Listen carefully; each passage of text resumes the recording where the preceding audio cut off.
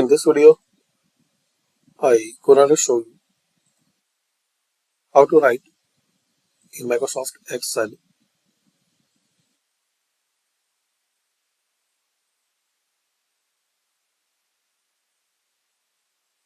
Nabla symbol.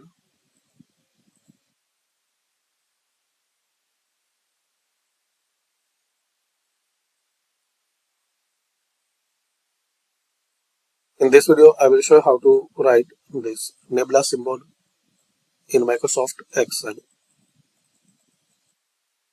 So there are some methods you can try to use. Equation method. So insert an equation. This line, in this line, you will see some useful symbols. Just select any symbol which you want to write here, like this Nebula. Select it. Or this is the method you can type any symbol using equation.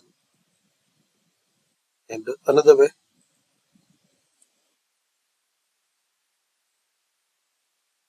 slash and type Nebula and press spacebar. So you can type this symbol slash and Nebula and enter. Press spacebar, not enter. Then slash delta and space.